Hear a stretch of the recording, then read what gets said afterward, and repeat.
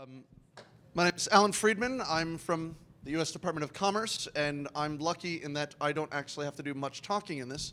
I'm just going to tell you a little bit about what Commerce has been doing, and the answer is we've been having really smart people who are dedicated about the security community do a lot of hard work to make progress on a fairly old problem in InfoSec, vulnerability disclosure. So my corner of the Department of Commerce, the National Telecommunications and Information Administration, has convened an open and consensus-driven multi-stakeholder process focusing on vulnerability disclosure. And it's been running for about 9 months, and we've had brilliant folks from the security research community, from the vendor community, from the intermediaries who help promote that and who've done a lot of work initially.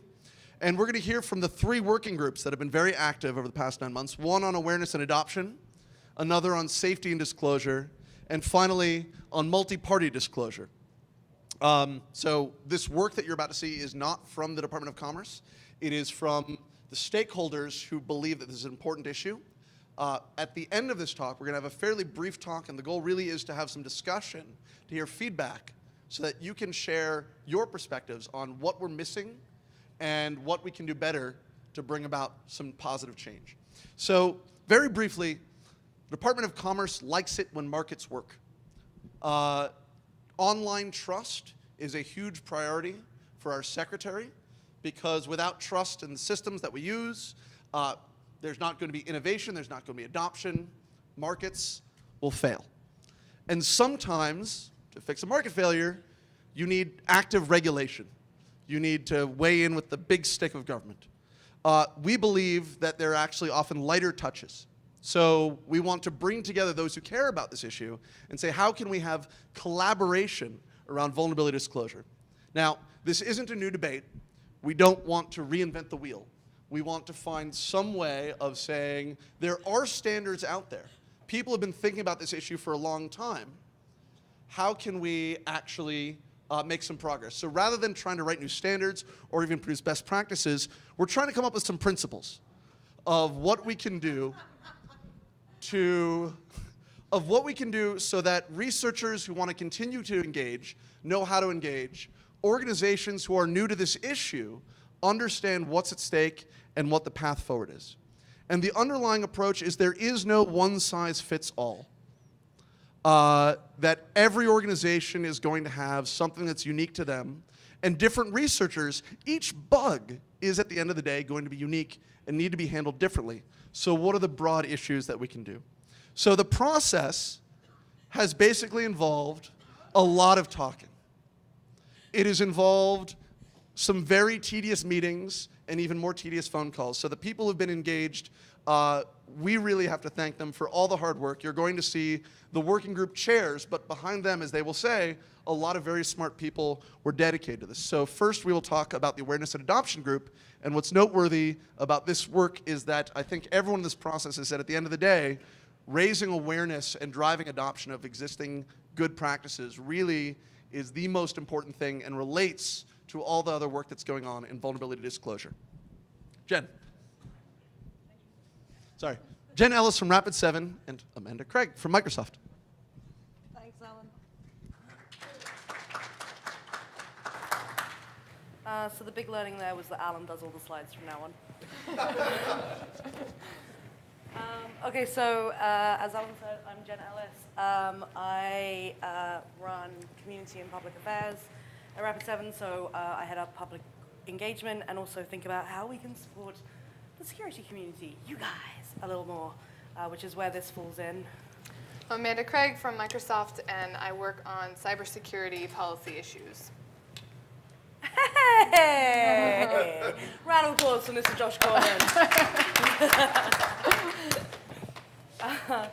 Okay, so why this? Why did we do all of this? And is it just because we wanted to sit around and kumbaya? I think, ultimately, as Alan said, there's been a lot of work that's gone into talking about vulnerability disclosure and handling in the past 20 years. Lots of incredibly smart people have worked on this problem, and there are very well established best practices for both sides of the equation, for researchers and for vendors. In fact, there are ISOs, there are 2 of them. However, there's not very much adoption. And so the reality is that the problem continues. And that if we can't solve adoption, everything else that we do is just academic. It's just a lot of sitting around talking to people to death, as Alan said. So for us, that was why we really wanted to focus on the adoption and awareness problem, is to make the theoretical applied and actually try and see some change occur. That was a big kind of focus for us. So what we're going to talk to you about today is surveys. Ooh, surveys. So sexy. There'd be even less of you in the room if you'd known that this is what we were talking about. So it's kind of funny. We were talking at the beginning, and there were lots of people in the rooms. Oh, you see, people are leaving. Surveys. So at the beginning, we were talking. There were lots of different voices in the room from all different sort of sides of the conversation, and there were lots of people using the kind of dialogue you often hear in this discussion. Lots of assumptions being made, and we had this sort of like very side conversation, Amanda and I, one day about how, you know, if we're going to get meaningful about coming up with ideas for adoption, which is what we were focused on, then it would be really good if we could get to the bottom of what was really going on with the surveys and like really understand the truth behind it. And so the idea of the surveys initially was something that we were going to just basically put together in a week and get out, and it was going to be like a really quick thing. That's not really what happened. And so they became this like huge thing, and it ended up not being one survey, it was multiple surveys. You want to talk about who we surveyed and why? Yeah, so, you know, Jen has mentioned one of the reasons why we initially came upon this idea of a survey was to challenge our assumptions and sort of, you know, challenge everyone that's been part of this conversation for a decade or more to rethink, you know, have the norms changed? But there are also, you know, new players in this space. There are the IoT folks that are newly technology providers, automakers, aviation companies, medical device manufacturers, and so on, that are newly dealing with this issue of vulnerability disclosure. And so we wanted to also capture, you know, what's going on in their world. And we did. We were hoping that we would get some real data from these surveys that would help us identify ways to drive greater awareness and adoption. And so, you know, we thought about different communities that we would survey. Very obvious to survey the technology providers and operators and the security researchers, as they're two very central players to this. We also did consider doing a consumer survey.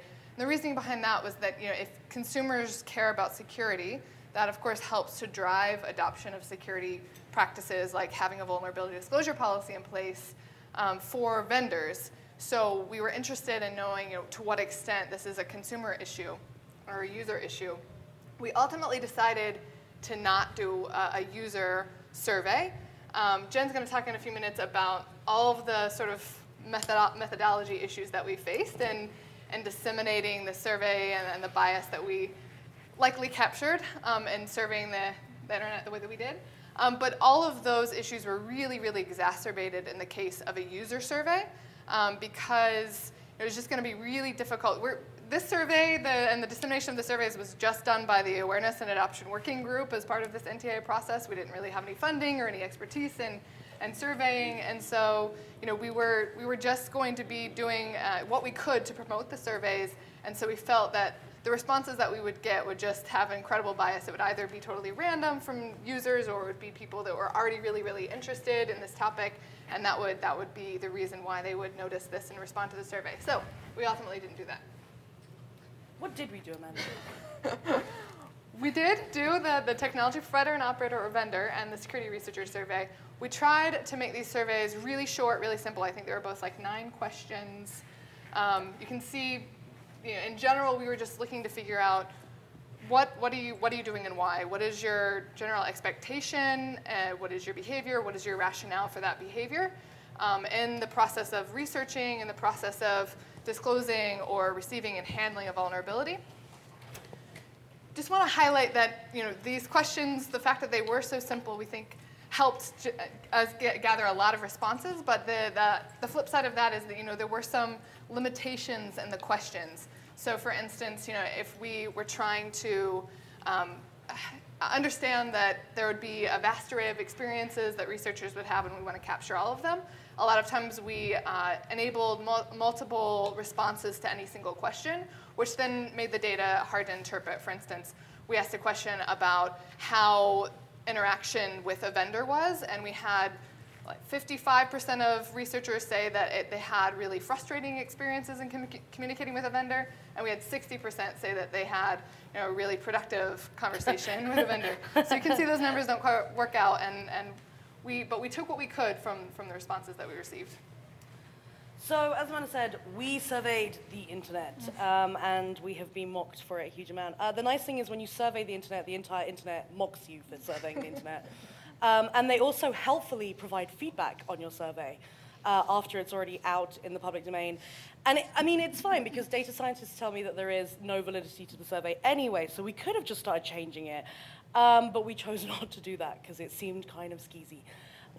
So we had a lot of learnings in the process. The reality is, like as Amanda said, we were kind of highly limited. You are all playing Spot the Meme now, aren't you? Shit. So we were sort of highly limited in that this is, it's a volunteer organization. It's not owned by any one sort of entity. And so we were limited in kind of what we could do on the surveying. We wanted something that was free and open and easy. So we did go the sort of SurveyMonkey route. And I think if I was advising somebody who wanted to do this as more of an academic exercise, I would tell them not to do that. But you would have to pour a lot of money into it, honestly. And we had a huge number of learnings along the way. One of the things that we found out is the vendor survey didn't really work for the open source community, and that was a little heartbreaking because we really wanted to capture them. We also had used some of SurveyMonkey's kind of standard demographic splits, and for the verticals for the vendor one, that was really dumb because one of the categories was technology, and obviously a lot of people identified that way. Interestingly, not everyone did. So there were definitely some pretty huge learnings for us in this process. But we did try to, I would say, push beyond just putting it out there and dumping it and leaving it, and we knew that that was never going to be effective as a thing to do anyway. So we got really active with trying to get media to promote it, trying to get people we knew that had wide followers to promote it. We reached out to ISACs. Amanda did a phenomenal job of talking to a lot of vertical alliances, a lot of vertical ISACs, and getting their members to do it. And we could see that coming through as the results were coming through. Oh, is this me again? Shit. So how did we do? So on the researcher survey, we had 414 responses. Now, again, we surveyed the internet, so 414 may not sound like a particularly high number, but when we went into it, we were very hesitant about what we would really get in terms of response. And the stretch goal that we had set ourselves was 250 for each survey. So we were really delighted by 414 responses. And the data actually did show kind of a pretty decent variety in who we got in terms of whether they were people who were doing research as part of their job and that kind of stuff. So the largest percentage of geographic split for both surveys was definitely the US, which was not super surprising since the NTIA is a US government entity. However, we did see some other governments pay some interest in it and some people kind of promoting it internationally. So for the researchers, we got 210 US responses. And then you'll see the splits here. So half of the people who responded listed themselves as sort of quote-unquote independent researchers. It was nice. The thing that I thought was awesome was that we actually got people who were accidental finders responding. Those were the people we thought would be super hard to reach. We didn't think that the way that we were disseminating it, we would easily find those people. So it was good that people who don't consider themselves to be professional researchers took the survey, and that data is, I think, very valuable. And then in terms of the tools, we had asked this question about what kinds of tools people use. I'm not sure the tools is really the right word for some of these things. And this question, again, was one that I think kind of became a little crazy and bloated over time. when we were preparing it, and so ended up covering a sort of weird mismatch of things. But you can see I'm not going to talk through all the stats because they're right on the screen in front of you, so you can read them. And thumbs up. Okay. So yeah, now getting into the actual data that we got from the researcher survey. We asked a question about how researchers disclose, what's their first action in disclosure, and then also a separate question about what their expectations are in disclosing and how that influences their behavior. So for the first question, the response we got back is what's captured in the graph, which is like 67% disclosed to the vendor, something like 10 and 13-ish% disclosed to a bug bounty provider or to a coordinating organization like CertCC, and then just 4% approximately either just don't disclose or go public in full disclosure. So we were excited to see that what we kind of consider coordinated vulnerability disclosure, what's captured in that circle, was the sort of predominant norm. But then Sorry. we did look at how expectations change behavior, and we saw that when a researcher submits a vulnerability to a vendor, and then in doing so they also provide a time frame, and then that time frame is not met by the vendor, then they will go public. So 24-ish% of researchers said that they had done that. Around 7% said that the vendor provided a timeline when they disclosed, and then the vendor didn't meet that time frame, and so then they went public. But about 8% said that the vendor provided a time frame when they disclosed, the vendor did not meet that time frame, and they considered but ultimately did not go public.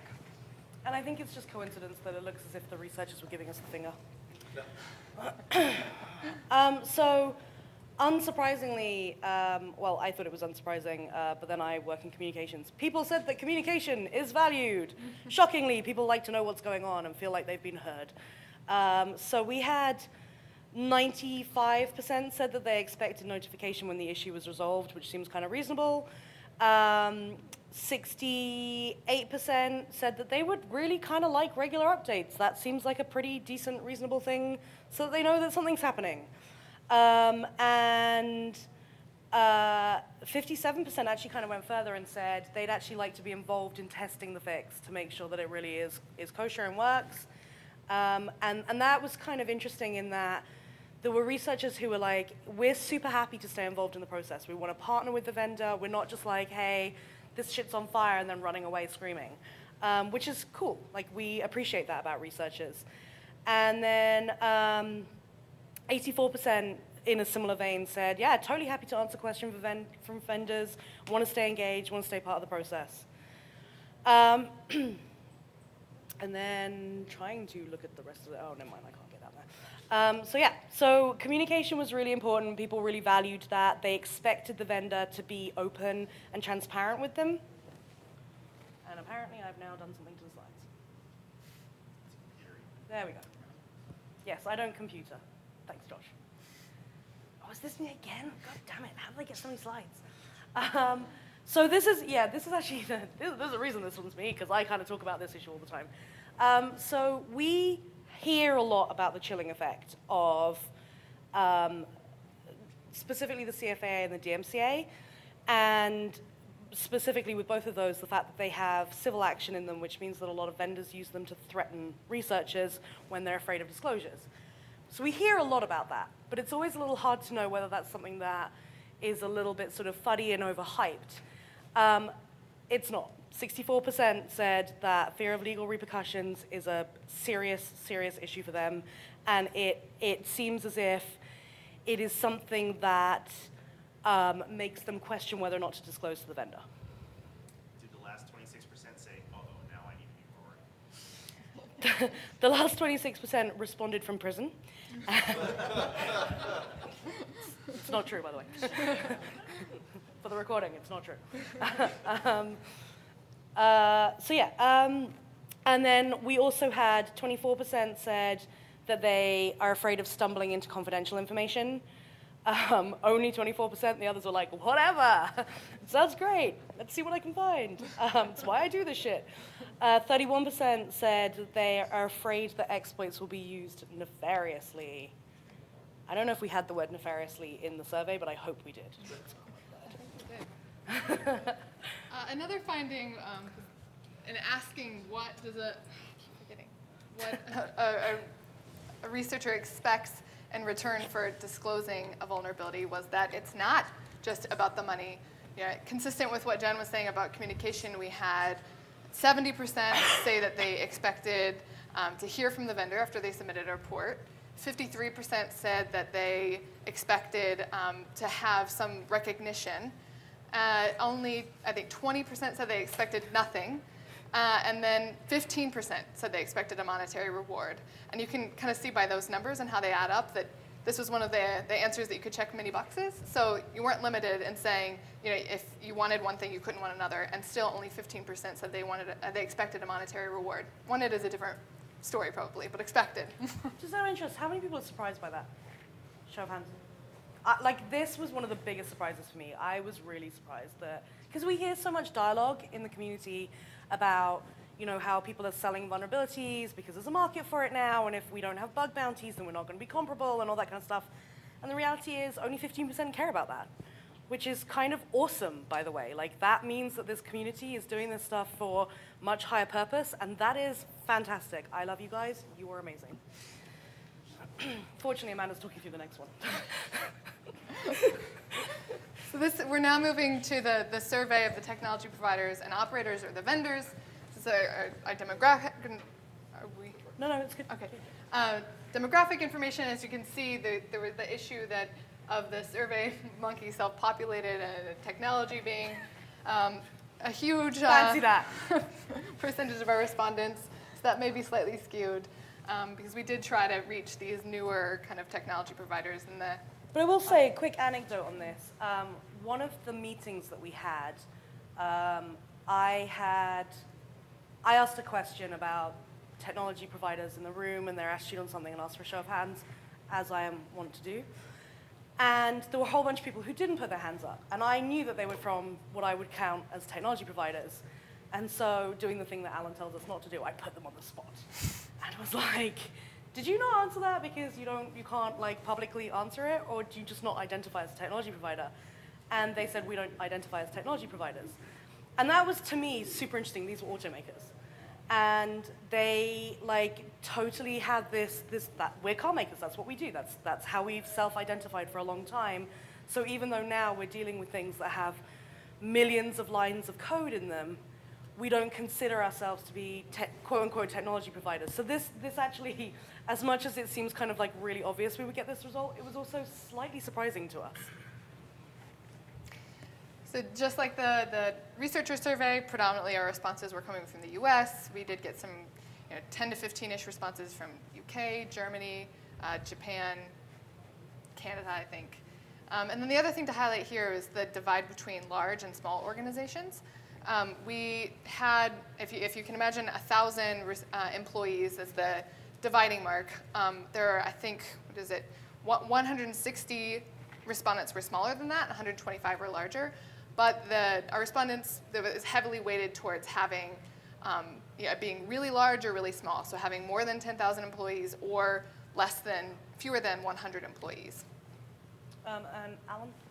Sure. Just very briefly on the math side of things, one of the ways broke down the respondents using clustering analysis, due to the wonderful Bob Rudis, is to say, hey, listen, we noticed that roughly half of the participants seem to be mature. They've thought about vulnerability disclosure and have implemented a number of different practices for different reasons. And then roughly half were not mature. They didn't have many practices. So we can learn something about what does a mature organization look like versus an immature organization when it comes to vulnerability disclosure. Thank you, Alan. And one other thing to highlight there is that we didn't necessarily, in the respondents to our survey, see a split among large or small organizations being overwhelmingly mature or immature. Recognizing that likely outside of the context of our survey and what we captured, there might be more of a difference, but there were a lot of small organizations that still kind of met this maturity model criteria. So one of the things that we captured is what are mature organizations doing. So we had a kind of a bar of 75% or higher for what we were wanting to highlight. Having a dedicated monitored path for investigating, triaging, and resolving vulnerabilities. Having a process for providing end users with alerts. Providing researchers recognition. And having vulnerability reports inform your security development lifecycle were all really lots of organizations were acted consistent with those best practices versus for the immature organizations or the less mature organizations, for each of these, they were between 8 to 12% following these behaviors. Okay, so why are they doing this stuff, the ones that are mature? Why? Excuse me, sorry. So basically, the biggest thing is always going to be that your customers tell you to. People vote with their feet, and if you feel like your customers are not going to buy, you are going to change your behavior. So in the more mature bucket, we had 79% say that their customers cared about this issue, whereas in the less mature, 9%. They were kind of like, whatevs. And we could, theorize who falls into which bucket, but we won't. That's for in the bar later. The other big ones were, certainly like corporate social responsibility. It was a little woollier on that, but not super low. So the more mature was 65%, and I actually can't see the number for the lower one. And for it reduced the cost, which we thought would be a really big thing. The more mature, it was just a little over half, 54%.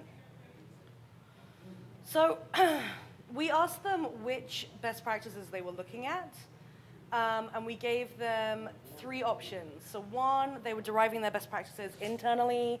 2, we actually gave them multiple options, but these were the top ones. So 1, they were deriving them internally. 2, they were looking at the ISOs. And 3, they were looking at what other companies are doing. Does anyone want to guess which stat goes with which thing? So other companies? Anyone want to shout out a stat? 49.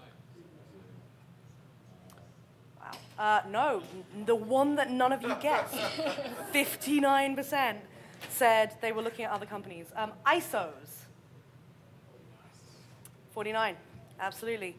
Which was a little surprising to us, honestly, and says a lot about the availability and the awareness around the ISOs.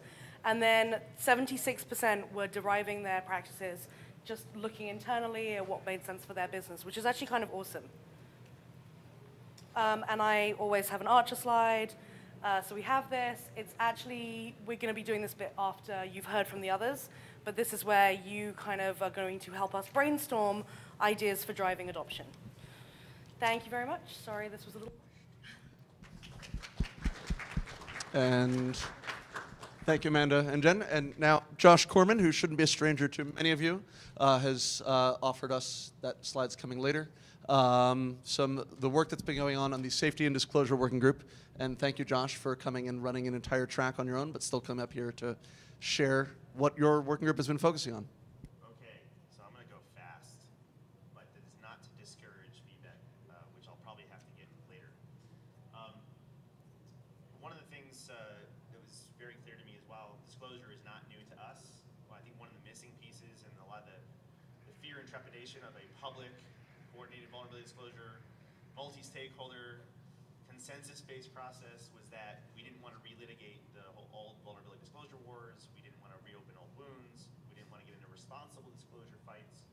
So there was a lot of polarization coming in. But one of the things that I realized through the work we've been doing with I Am the Cavalry is that a lot of these safety critical industries, they're at year 0 of their journey. And 15, 16, 17 years ago, Microsoft was sending cease and desist letters to our friends. And now they're giving them 6-figure cash prizes and celebrating them at Blue Hat. And it's a vitally necessary part of their research and development and their product and their customer satisfaction and whatnot. So I call that mean time to enlightenment about 12 to 15 years. And we're going to have a similar journey for these safety critical industries, but they are at year 0 or year 1. And I don't expect that we can afford 15 years for safety critical industries, but maybe it's going to take 1 or 2.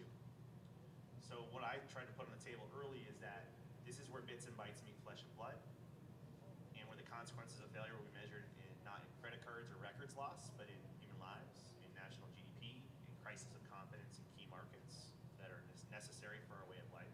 It may even lead to a compromise of our civil liberties and our values as a nation or as a global community.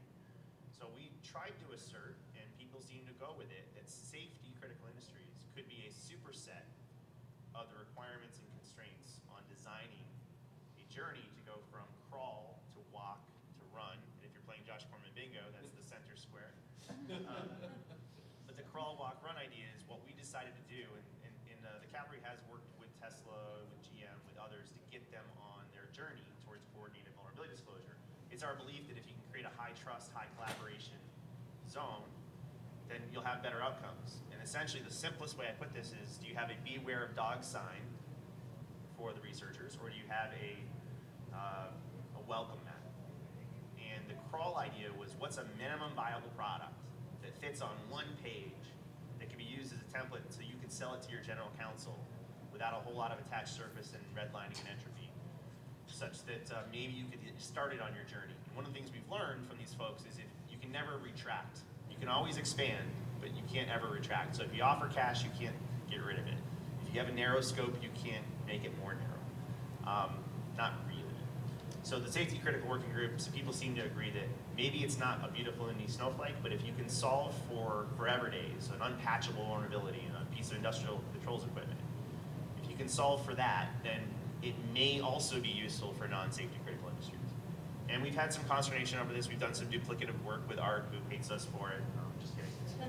But I think that Jen and Amanda's survey work has been very corroborative to some of our assumptions, very much so. So this is a little bit frustrating for me to do a collaborative process because I have this burning platform idea, not that I can't collaborate, but one of the things I tried to remind the group, and I will remind this group, is whether you have a coordinated vulnerability disclosure program or not, thanks to the DMCA exceptions coming in October, which is 2 months from now, you're going to get a surge or a tidal wave of vulnerabilities. And the data in the survey shows that, what was it, 64% are afraid of legal reprisal. When that fear is reduced, you will see submissions. And without betraying any confidences, the rumor is that in the first 48 hours of GM's program, with no vulnerability prize or not, they got over 100 submissions. And I asked them, if you got a lot of submissions, I won't say how many of those do you think were found in the last 48 hours? And that was really the key question, because you can't find an automotive bug in 48 hours. These were known, but people were afraid to share. So the same is true for a lot of these folks that simply reduce the barrier. So what we wanted to do was show some sort of, again, minimum viable product. And this is a template that we've used with others outside of the collaborative process.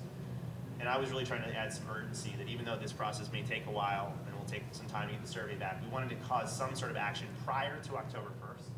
Because if you want to build capacity and muscles before the flood, this is the time to do so. So we basically made a really, really ugly Word doc that got a lot of fighting. But I essentially said this should fit on one page, and there originally were 4 blocks, but do a brand promise, do an initial program scope, keyword initial, that we will not take legal action in unambiguous terms, and then the mechanisms for submission and ongoing communication, and then we've had to add this last one more recently because some things have changed, submission preferences. So it doesn't affect your legal posture, but kind of bugs you will and won't prioritize or accept. So really quickly, the brand promise idea is safety is super important to us, and in addition to all the wonderful things we already do with our own staff and with third-party contractors, we want to cast as wide a net as possible and invite the participation of willing allies in a whole-of-community approach to try to find bugs and be safer sooner together, that kind of thing. So this is a marketing thing that can get you, a lot of people look at this as a legal thing or an engineering contract. This is very much a brand reinforcement thing. People were really pleased to see GM's program. People were very pleased to see Johnson & Johnson's program. So this reassures to your customers that you care about this and take it seriously. The initial program scope, because these are safety critical industries who have no idea how many bugs are going to get submitted to them, they don't know if they can internally triage them, we've encouraged an explicit scope reduction. don't ask for bugs on all the things you've ever made. Maybe pick the most recent model year. Maybe just pick one make and model of your car. That way, it becomes a throttling mechanism, which you can expand after your pilot. No one judged the Pentagon for having a 20-day pilot. They did a pilot, and based on what they learned, they're going to do another phase in all likelihood. So the idea is start narrow, start on something that's newer and more modern perhaps, something that you feel the engineering teams can triage, and based on the received bugs and the quality of those received bugs, you can always expand scope over time. And by stating initial, you won't be judged for this as a finished product against something like a Microsoft. You'll be judged as we're beginning our journey. There's also implicit scope, which I will skip for now. There's one of the most important parts is we will not take legal action if, and while I don't have Archer slides, apparently I have my cousin Minnie slides.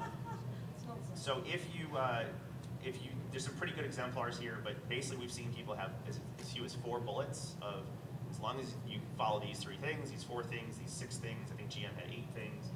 As long as they're affirmative, unambiguous, clear people, you're basically having a covenant with researchers that if I'm willing to admit to these things, then I know I won't hear any fear of reprisal.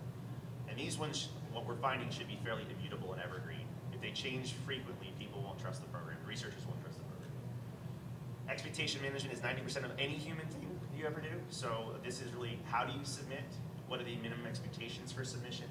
And what are the expectations for initial acknowledgement of receipt and ongoing communication cadence?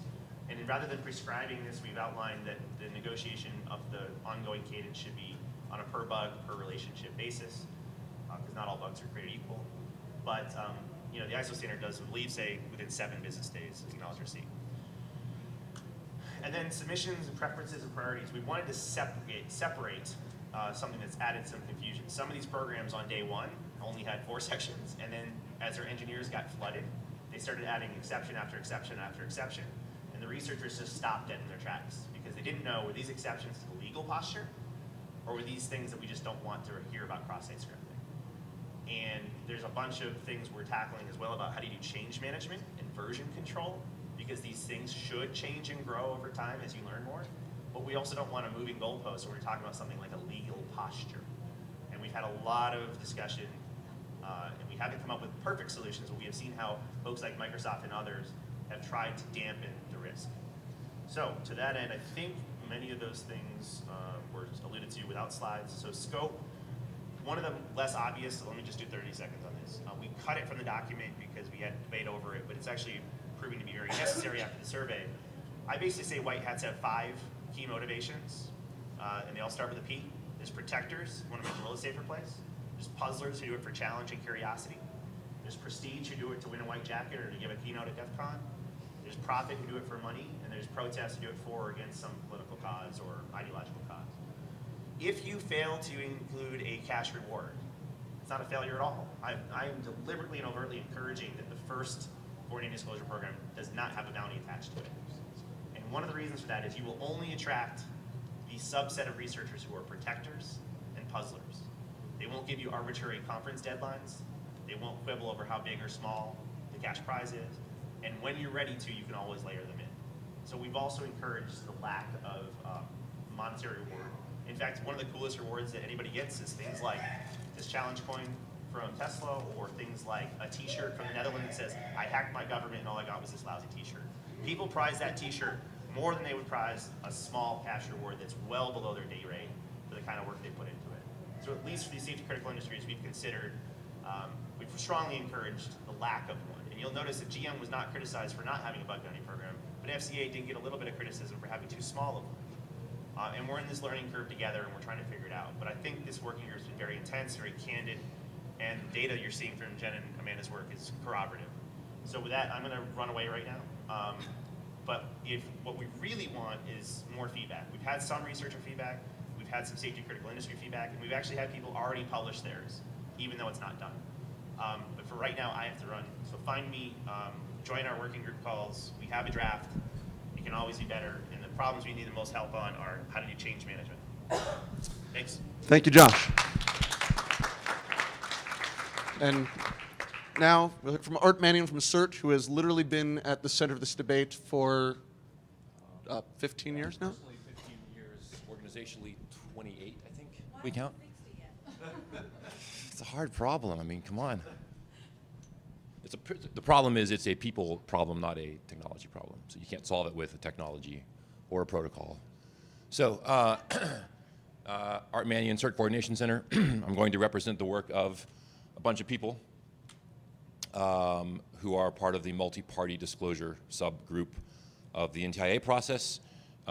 This got merged with FIRST, Form of Incident Response and Secure, whatever it says up here. Form of Incident Response and Security Teams has a special interest group with a very similar bit of work going on. A lot of the same people doing two things. People were not happy with that. Merged, reduced duplication, increased efficiency. The work continues under the special interest group within FIRST. We get some nice administrative support from FIRST, like WebExy stuff, and we actually have a person taking notes, so that's very nice. Why look at coordinated vulnerability disclosure for multi-party? Why coordinated disclosure at all? Vulnerabilities exist. Attackers attack with them, against them. We're kind of, sort of sure, think we're sure that disclosure is a good idea and is an effective defense. That's something that might be challenging coming up. There's some general agreement on the model. You find a bug, you report it, you wait, and the vendor fixes it, and you disclose. And after that, people disagree pretty quickly on how long do you wait, do you disclose, when do you disclose, how much information. So framework might be 4 boxes, but the details go all over the place. So why coordinated disclosure? Why multi-party disclosure? More vendors means more complexity. I asked my more math-informed colleagues. They said it was not exponential growth, but it is greater than linear growth when you add people to the mix. Keeping secrets gets very hard after the second person finds out about something. When it's the 73rd or 125th vendor, that just gets harder and harder. Managing comms gets very difficult, and expectations and policies start to become in conflict after you add a lot of people. We're seeing a lot more shared code format protocols these days. Different supply chain relationships than Unix and Windows used to have years back. Josh was up talking about safety industries. The way cars are made in the U.S. is a supply chain, well, it was new to me and does not fit existing models of how software gets into things. So that's interesting. This was also covered. There are vendors, as I will still refer to them, who make things. They think they're car manufacturers. They are technology manufacturers, but they don't think of themselves as that yet. So GM is not new to the planet. GM is new to disclosure. The process we went through to try to come up with something useful was not a survey, but sort of a conceptually structured thinking process. We are going to try to derive something useful from what the group's real-world experiences are. So different types of coordination and disclosure cases, variants that come up from those cases, because the exception is the rule in lots of places, especially here. You are always going to have a variant. It's very rare you get a coordination disclosure case that goes smoothly and perfectly. For each variant, what caused it? How could you prevent it in the future? How do you respond to it? Lists and lists of things. Cluster those lists, see what sort of things rise to the top, and that from there you get your practices, and potentially further from there we're going to get principles out of this thing. Here's a very simple example. So a relatively clean case, multi-party coordinated disclosure is going on. Variant 4, a vendor leaks early. What's the cause? They send something in plain text. Prevention is encryption. Response is cat's out of the bag, everybody run. So guess what? Josh just said this, right? This is a human sort of organizational problem. Missed expectations, huge, huge thing. Publish and follow your policy, at least tell other people what's going on. Doesn't mean you agree, it means other people know what to expect from you or what you expect from them, which is at least a starting point. Some common terms or common reference might help, but we're not asking everyone to agree necessarily on one CVD policy that works. We're getting an interesting example coming out here, an emerging thing. OpenSSL is a good example of this. It is so difficult to pick who to tell first. They basically have an announcement saying there's something coming next week, and then on next week, on whatever day, everyone finds out at the same time, I think. Communication is huge. Frequent is probably better. People feeling they know they're being talked to, they're part of the thing, keeps them involved and happy, less likely to leak something. If the finder does not reach the vendor, you have no coordination going on. If the fixed information does not reach the users, you have no fixing going on, and the whole thing is a waste of time if those things don't happen. So comms is clear. You can get help. Coordination centers can help sometimes. We actually don't want to be involved if we're not needed because we have other things to do. But multi-party is a case where often having a neutral, somewhat more objective third party who's actually paid to do all that communications mess can be useful. More practices, have relationships, know your supply chain up and down, know your peers horizontally, know other stakeholders. This means outreach to researchers, your suppliers. You want to know when somebody upstream put a new version of libpng in the thing that's in your dashboard. You want them to tell you that so you know what you need to do or not. Incentives, we've already covered this in previous slides, but chilling effects are a thing. Be cognizant of those. I'm not telling you what to do, but be aware that it exists. They exist. You can do various incentivization reward structures. An idea that groups thrown around is to exclude repeat offenders. If you always leak, if you always are not playing with the social group, common social creature behavior is you're out of the group. We don't tell you next time. Keep clicking here.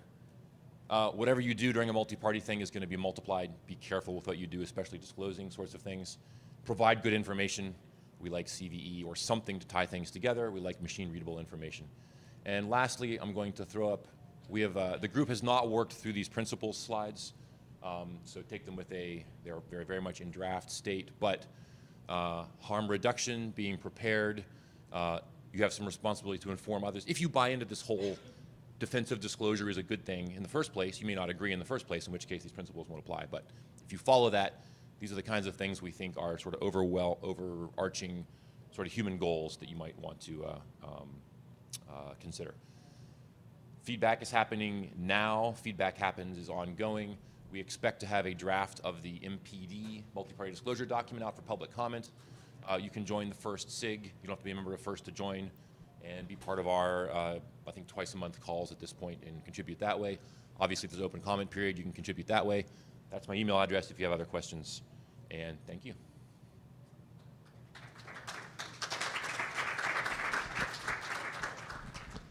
So I want to thank Art, and you can stay up here because now is the time where there were some questions earlier, but we can do some quick takeaways from the survey earlier and the awareness and adoption group.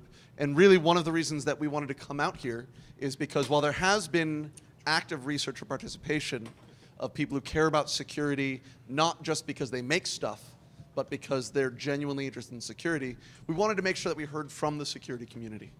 And so there are the 3 working groups that you've heard from, and here's a refresher of the takeaways on the awareness and adoption group of what they found. It's behind us. And so if you have thoughts, and we can revisit some of the specific questions of how can we reach safety organizations and organizations that are new to it and build templates and get them aware of the crawl stage.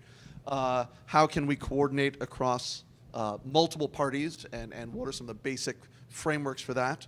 And of course, how do we just raise overall awareness? So I'm going to stand here and try to moderate, and Jen's going to swear at the end. I mean, not at the end, all the way through. But an accent that makes it fun, like nice. It's fun. Yeah. It's It kinda makes cute. it nice. Yeah, it makes With it- an accent, it makes it nice. There's a tweet for you right there. So please, so I know there was a question earlier, but I'm going to return the mic I was going to say, out Alan, here. you've got that mic. Okay. Alan. So first of all, I have to do the legal disclaimer. My opinion's not my company's, mostly because my regulator is sitting 2 seats down from me. So I work for a very large pharma company that I am trying to convince to get involved in this. So I have some feedback and I have a challenge for Alan and I think for Jen as well. So Is it not swearing? Because that's fucking impossible. yeah. So I know you guys are doing great work, okay? So I've been following what you're doing, and it's fantastic and amazing. However, you guys need more of an ego. You need to publicize what you're doing. Yeah. No. It may not be a problem for some individuals, but for as a working group, genuinely serious feedback. You're not selling it enough, okay? You guys need a website, you need to do more engagement. I know that NTIA doesn't have money to put behind it, but you need to find some way for me to be able to go to my VPs and my business side people and say, I want us as a very large corporation that could support this to get involved in this. So, so the challenge for you, particularly, I do a lot of work with ICANN as well, which is also an NTIA thing. You know my boss then. Yeah, I'm good friends with Larry. So they do amazing stuff on multi-stakeholder engagement. And I think there's really learnings that could come from that side over into what you guys are doing. And then just from the community involvement, just looking at the slides and on the feedback and the people that you got, I think we need more people in my position, so more healthcare vendors, more automotive manufacturers, more people that are part of that whole mix of companies that were manufacturing or were healthcare, but we are now technology providers, which I totally agree with. Yeah. We need to work out as a group, how do we get those people involved? And that comes back then to the first thing is, how do we sell this as something, not just as a, this impacts the security and technology people within a company, but this is something that the business needs to work on. And I want to just call out as well, because I didn't get a chance at the I Am the Cavalry thing yesterday. What Suzanne has done with the stuff with the FDA has quite literally revolutionized how security is being spoken about within my industry. Here, here. So I have a 30-second anecdote that I want to say. I've Please. spent 10 years in many pharma companies trying to push this discussion that we're having here. 6 weeks ago, I got an email from my vice president of Reg Affairs and our director of QA asking me what we were doing in this space. Not the other way around. Right. That's how much it's changed in the last, say, 6 months to a year. Yeah. So this is where we are now, and I also think that the interactions between these two groups are how we're going to move forward as a security community. And that's really important that we take this and grab it now and set the path for the next, particularly for my industry, we work slowly, the next 10 years. And that's starting now. I really appreciate it. That is fantastic feedback. Thank you.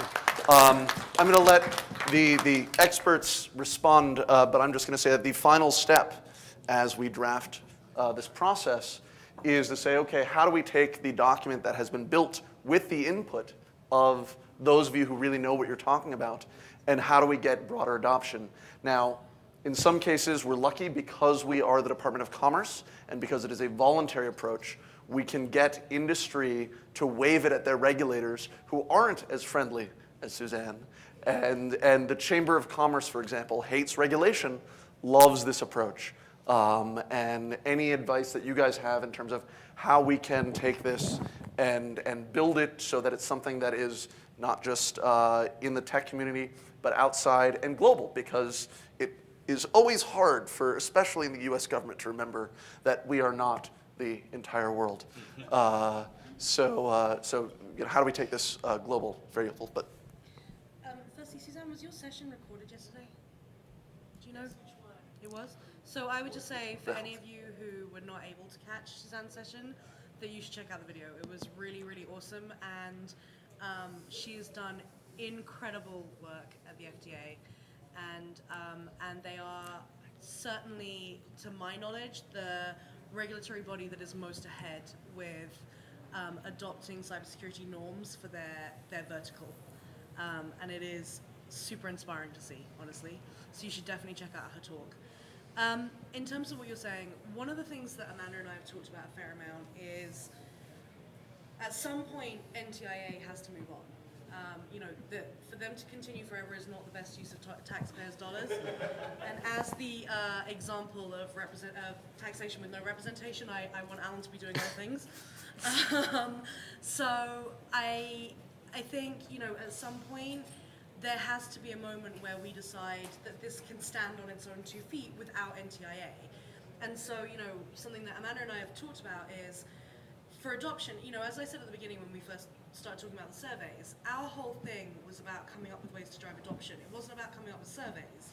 The surveys were a means to an end, and they ended up taking so much time that now we're at this point where we're kind of like, we hope that this doesn't lose momentum. We hope that people don't feel like the surveys were it and it's done. And then they're just like, oh, well, someone else will figure out adoption and move on. Like, this is what it's all for. So now we have to solve that problem. And we have to think about how do the people who are interested in this topic continue to work together. And I agree with you that there needs to be some kind of centralizing point that people can focus on. I think the challenge is when you have shared ownership, how you do that and how you pull that together, particularly when you don't have a lot of resources behind it. So it's definitely something that we have to think about. I agree with you completely on that front, but it is going to be a challenge. And I have a question back. You know, in a way, I'm guessing that it's probably all of the above.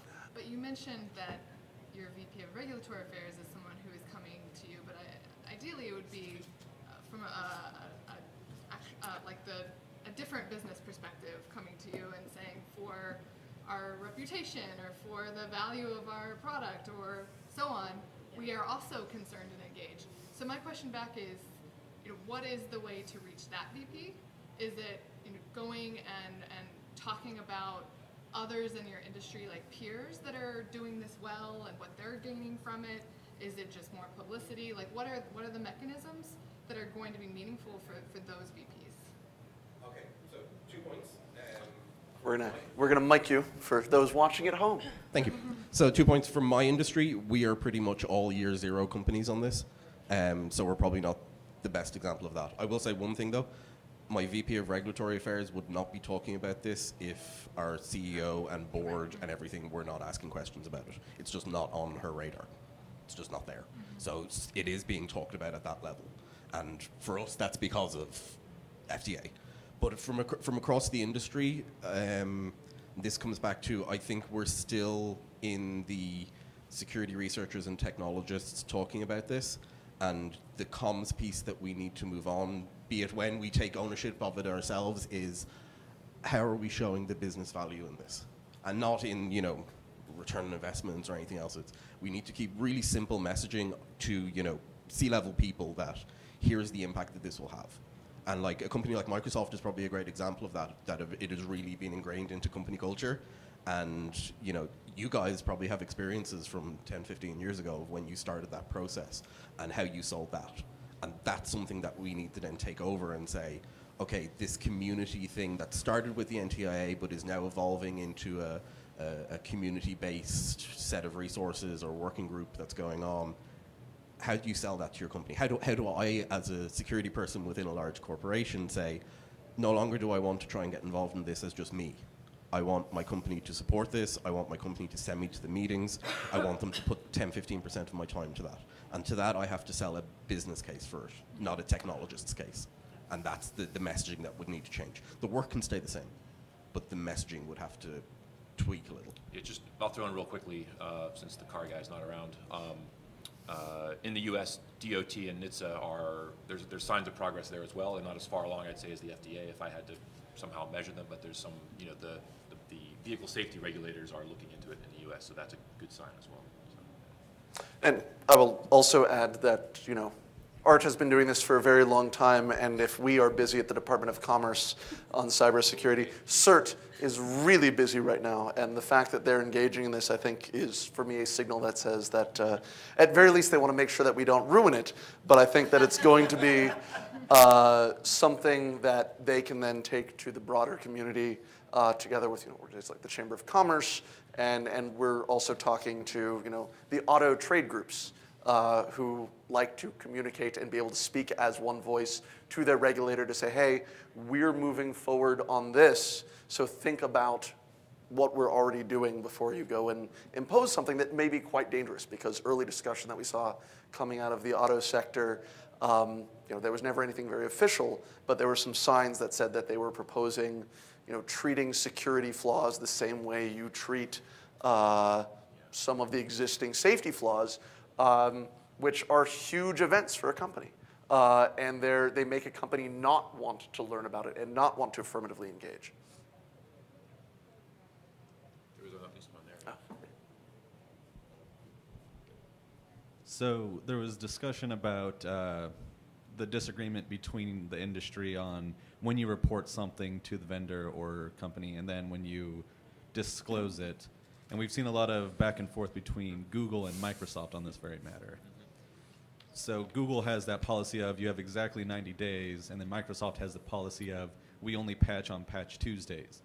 Do you think there should be more give between one or the other, such as Microsoft shouldn't be so specific on patching, or Google shouldn't be so stringent on 90 days? Or do you think that they need to find some sort of better middle ground? What's CERT's policy on this, Alan? So it's a fun debate, certainly. In a sense, I don't know how super useful it is. So here's actually, to take your example, I'm pretty sure if I remember after that whole thing happened, Google modified their policy, so they now have an extra, they get a 2-week kick at the end. So that's an example of we have a policy, you each knew what it was, we disagreed, a premature disclosure happened, and then somebody adjusted their policy. So things shifted to work a little better together. There are so many people and organizations with so many ideas, different business practices, different release cycles.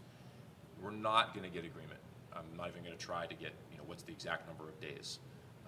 We surveyed a little bit, and the average was in the 60 department, but that's just what's actually happening, and that's not, that's not a good number. Yeah, cert right. We write 45 days. We almost never do 45 days. That's our. We couldn't get back. We didn't hear from the vendor in 45, so we'll drop 45 on you instead of 0. So it's a fun debate. I'm not sure how super useful it is to try to figure out what that embargo period should be. I think you're not going to get agreement. There's a lot of vulnerabilities. There are too many to have to really almost care about individual ones. It's very fun too. Don't get me wrong. I love it, sort of, but there are so many. We need to just. It needs to be all this in part of a process, not. Hey, that specific thing that Tavis was yelling at Microsoft about on this day, it was like everybody stop and pay attention to that. There's more scale than that, I think. So. Yeah, I'll just add that I think. I'll just add that I think that the reality is that a disclosure is a collaboration, and in any collaboration there has to be some give and take. There has to be willingness to find common ground, and so that works provided that both sides are collaborating, right? So I think the reason that you set a timeline is exactly as Art said, for the situations where people are not collaborating, when you're not getting a response and nothing's happening. But I think if you are getting a response, if you are finding that there is engagement, then the reality is to hold on to a deadline for just like, because this is what our deadline is and we're going to do it, is actually not putting the users first. It's not really sort of thinking about it's not really thinking about the risk model in the big picture sense. And it also is not going to create the trust and the benefit of the doubt between the parties that is going to lead to the best possible outcome. So I'll just give you ours, and we work very closely with CERT. We push all our disclosures through CERT. We do a lot of disclosure either for our own research or for members of the Metasploit community. So our published policy is we go to the vendor, we give them 15 days, and then we go to CERT and we follow CERT's 45 days. So they get 60 days in total. But what typically happens is if there is engagement, then we talk to CERT, we talk to the vendor, and we agree on a timeline that makes sense. And it's normally less than 90 days, depending on the sector and how complex it is. But we are all agreed that we'll be flexible because at the end of the day, that's the best thing for the users, and that's what we care about. So would you say the complication in that? Would you say the specific complication there was just then Google and Microsoft not collaborating well together? Yeah, absolutely, 100%. It was two big companies not willing to bow to each other. Sorry. And I think And other people. Yeah, right. Big company. Yeah. if you start with the framing that we all care about security, Yeah. then you can have the productive discussion where, what about the shadow of the future? Well, if you say it takes a long time to fix it now, what about the next time? It helps unpack why people have the policies they do, and it lends itself to compromise. As long as you start saying, hey, this is about protecting people. Can I ask, do you differentiate privacy and security somehow? I can refer you to the 5th chapter of my dissertation, which was called Privacy, Security, and the Dynamics of Networked Information Sharing. Probably a little dated by now. Well, you're distributing copies out. It is flashbacks of trying to convince Harvard to allow me to Creative Commons it, but it was. So the challenge is there are a couple of tensions there, which sometimes there really are concerns, especially because, oddly enough, we often have more privacy regulations than we have security regulations. And so you might have a vendor, in fact, when we were talking to companies initially as proposing this, we had vendors say, listen, I have data, and I really want someone to tell me when that data is not secure.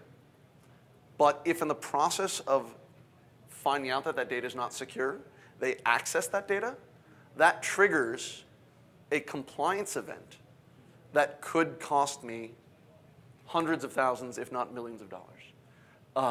And so again, if our goal is to incentivize organizations to take security seriously and to work with those outside, that's where it gets to what can a researcher know about how they should engage the companies, and that's something that we've tried to work with, bringing the company perspective in of why don't they just engage, and why do they lawyer up so often?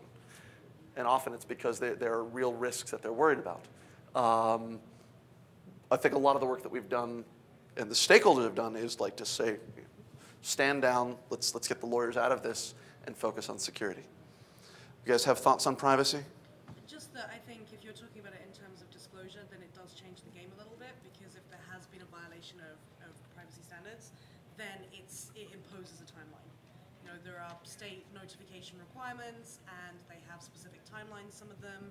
And so if you, as a researcher, have accidentally accessed PII or PHI, then that does change the game somewhat in terms of your disclosure, and you need to be aware of what that is, and the vendor will be aware of what it is. And the chances are, if you've done that, it will also change the vendor's response. Vendors tend to be much more sensitive to disclosures when it's going to trigger an action from them that has regulatory consequences. So that's just something to be mindful of. Yeah, the reason why I'm asking, because I'm from Europe, and we are getting the new EU regulation in 2018, and it's 72 hours to report it, so it's a quite tough thing. Yeah, it's very different. The gentleman from this. Okay. Again, I'm going to do my disclaimer, not my company's opinion, mine. So as somebody who deals with insane amounts of PII, I actually think that it's one of the reasons that this is so important. Because if you have a defined process that researchers are going to try and break into my shit anyway. If we have a process out there that at least sets some boundaries and some guidelines and bright lines that I can point to and say, okay, if you want to try and break into my stuff for good reasons, then look at this. Because I can say then, okay, this set of stuff has PII in it, and if you're going to break into it, well, at least give me a heads up that you're going to try so that we can meet things like a 72-hour disclosure deadline. Because if you're breaking in and then you send me something and it's going to take me 72 hours to evaluate it, then it's too late for me. Right. Whereas if we set that expectation for security researchers up front as part of a whole framework, then suddenly it makes my life on the PII side a hell of a lot easier. Right. So it's not that the two are in competition, but particularly for those of us who store insane amounts of PII, they are actually intrinsically linked. Well, and you know, we talk a lot about best practices for vendors, but there are also best practices for researchers, and we as a community are allergic to that idea. We hate the idea of conformity of some kind, particularly the idea that that could come from vendors. That seems like the worst possible thing. I mean, God, we're in Nazi Germany, what's going on? And like, that's kind of a crazy thing for us to think. And so, you know, actually setting a baseline of like, you know, we were talking yesterday in the CFA session about Weave, and I made a comment that ended up being like more contentious than I wish it was, which is that whilst Weave, and I'm not going to go into, if you guys are not familiar with the case, you can Google it, but while it shouldn't set case law that what he did is a violation of the CFA, at the same time, the number of times that he accessed, or not him, but his buddy accessed the creds that they got, that they collected, that is not a proof of concept. A proof of concept is like 2-3 times. You don't need to do it 100,000 times, 200,000 times. And so I think it's completely fine for a vendor to say, hey, you know what, like, we're going to make it so that you have to do this on a minimal level. If you do it more than that, I'm not going to be as friendly as I would have been.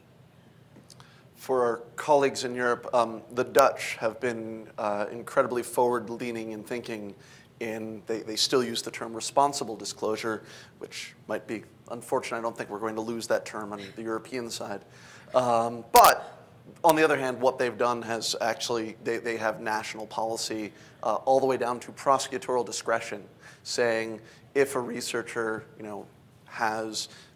engages in this behavior, avoids these things that are clearly bad, and is doing it with good intent, then prosecutors have to stand down. And I think that's very powerful. Yeah, and I'd like to just to throw in here a bit. So I also believe there are, a responsible, ethical researcher guidelines. I mean, they're things researchers, probably quote unquote should follow. More, I think, than just being told to conform. yeah. And sorry, I'm speaking to the choir up here, but if there were such a guideline written down somewhere and published, that can be used against a researcher to say, you fell outside of the guidelines. Guess what? The safe harbor's out. Here comes every law we can throw at you. So the concern is, how bright those lines are, and if that's out there, it can be flipped around on you basically. So some policy judo versus researchers is a concern. Right. Yeah. Nonetheless, we advocate for the first time you get the PII, you got it, stop, right, and tell someone. And that indicates your intent of not downloading 100,000 people's stuff, just the one you got by accident. So. Other questions, comments, feedback? Ideas. Yes. How do we drive adoption? That's what we're here for. What do we do? Yes. So from the non-vertical space, I could say the FTC has a few cases that have said that companies that fail to have adequate vulnerability disclosure processes possibly fall in the realm of unfairness counts again on the FTC Act. So the recent Azus. Little louder, yeah. Okay, so the recent Azus case was the router security case, and part of that unfairness count included their failure to have an adequate vulnerability disclosure process. So outside of the kind of regulated verticals, I think the FTC is trying to make statements about vulnerability disclosure. Yeah, I completely agree with that. I think that the FTC's sort of enforcement capabilities will over time drive a shift in culture. It's just going to take a long time. Whereas I think the vertical sector regulatory authorities will have a more direct short-term impact for those specific verticals. Sorry, but that's The scope of the FTC is right, exactly. And the problem is awareness. That's the challenge. Is there is not good enough awareness. When you get the letter from them, you become aware. Right. But is that how we want to do this? Send more One letters. company at a time. How many letters you got? right, but at the very least, it at least shows that there's a starting baseline. For sure. I mean, I'm very And supportive. you might get some traction out of the example, right? So Right. every other crappy router vendor with no security now looks, hey, ASUS got lit up for this. Yeah. Maybe we should take some steps before we also get lit up, because Yeah. we do just as poor a job as they do. Yeah. I mean, I hope so for sure. The idea, I guess,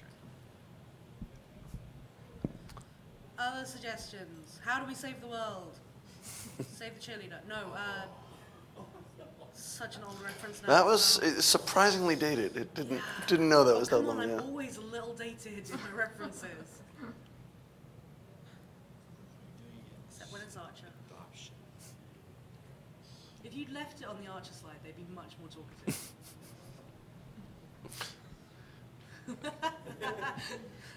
You're going to go back to it now, aren't you? So who here? Oh, go ahead. No. I don't actually particularly have a question. I wanted to get Jen to expand a little bit more on the On Archer? because it does Archer obviously that goes without saying, but the sort of change that the researcher side needs to be cognizant of, because when you're talking about automobiles and installations in oil refineries, those are not things that fit a hard and fast 90-day. Completely agree. And even once you've gotten past the disclosure, you look at car, I mean, I can go buy a car today that has not had its airbag replaced or does not have all the modern safety stuff. So from the researcher side, we're in a totally new Yeah. area where we can inadvertently put people at risk Yeah. while following all the ethical rules. I agree. Like, I think it's the Wild West all over again. And I think what's interesting is that we've entered a sort of new point in the culture of the community. I kind of think of it as like sort of the security community 2.0, which is terrible, but it's almost like, you know, we had our generation alpha, and now we're in the sort of next generation, and we've evolved, or we've matured out from being from skiddies who were just curious and wanted to know how shit worked and test limits, to suddenly being like people who are buying cars and putting our kids in them and going, holy shit, like there's actual implications with this stuff. And so I think, you know, a lot of the researchers I talk to feel the weight of that. They actually, you know, going back to that 15% caring about the money, a lot of the researchers I talk to are doing this because they want to save the world. Like, that's what it comes down to. They actually really care about the impact for consumers. Yeah. And so, oh, thanks, Alan. Krieger is not a good example of this. He does not want to save the world. And so I think that, you know, that is difficult. Like, we are sort of making up as we go. As Josh said, like, we have to find the new paradigms of what that looks like. And even at Rapid7, that's a process we're going through right now, is, as I said, we have this disclosure policy. It's been our disclosure policy for the 5 years I've worked at the company, and right now we are internally looking at that going, we need to now have a category of this is this, except when it comes to things that affect human life. And then it's gonna be like, what does that look like? How do we set timelines when you're dealing with cars, right? It's a totally different paradigm. We have no clue what that looks like. But I think the only way to get there is to work together. And when I say work together, I don't just mean within the research community, although that for sure, but we have to work with the automakers. We have to get to understand what their process is. We know what software development looks like. A lot of us have worked in software development. We don't know what automaking looks like. No clue. So, and the same for medical devices, you know, we need to understand what that involves. And the only way to do that is to work with them and have empathy for what they're going through. And if you approach that as, you know, you're the bad guys and I'm the good guys, you're never going to achieve anything. I said that the right way around, right? Yeah. Sometimes I'm self-hating when I say it the other way around. Yeah, so we really need to find that common ground. I think that's the first step.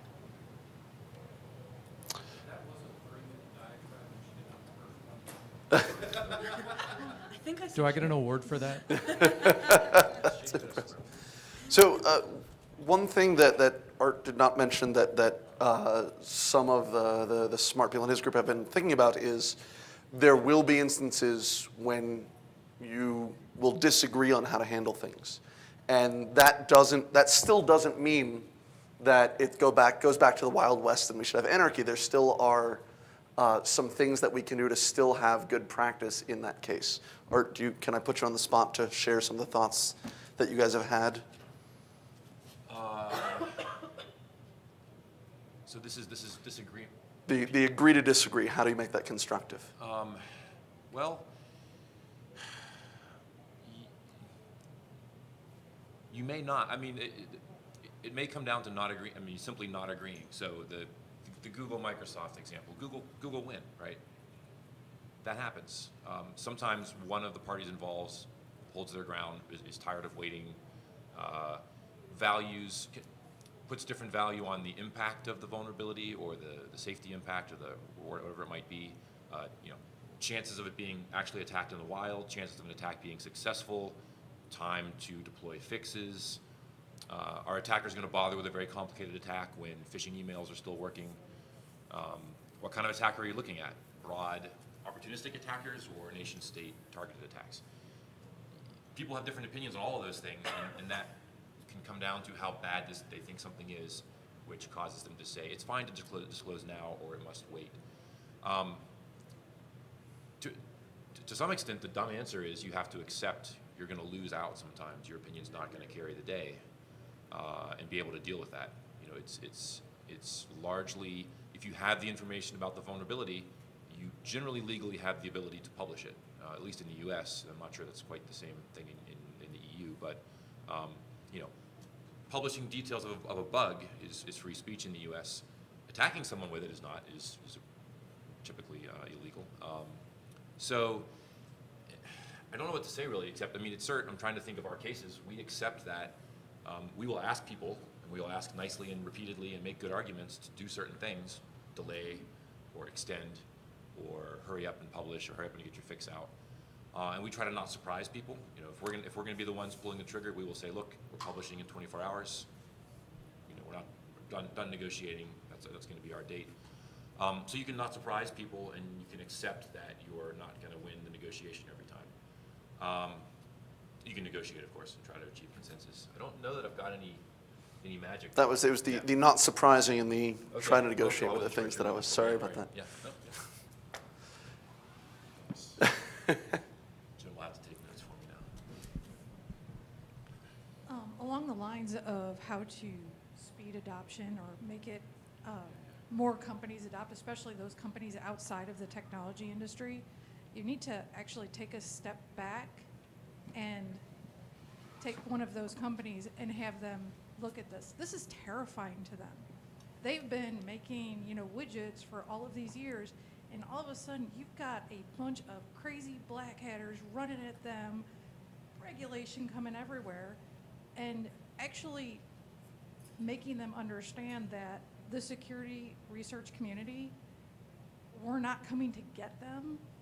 And obviously, as your survey shows, we're really not coming to get them. We're really trying to make a better world.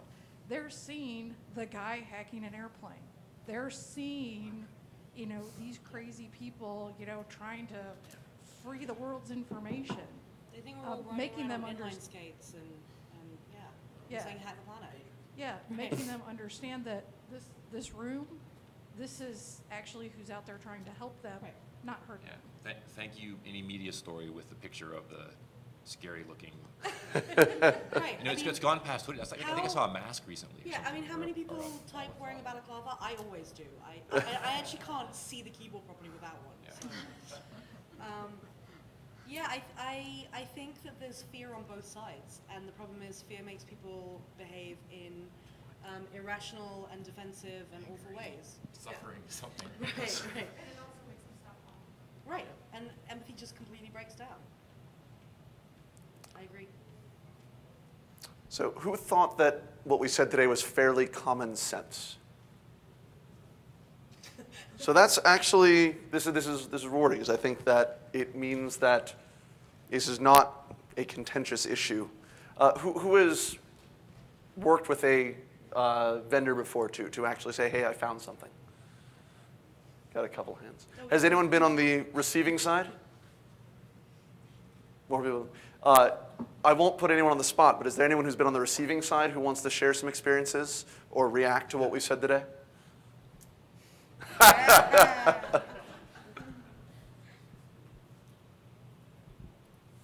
Yes, and it's hard without a process.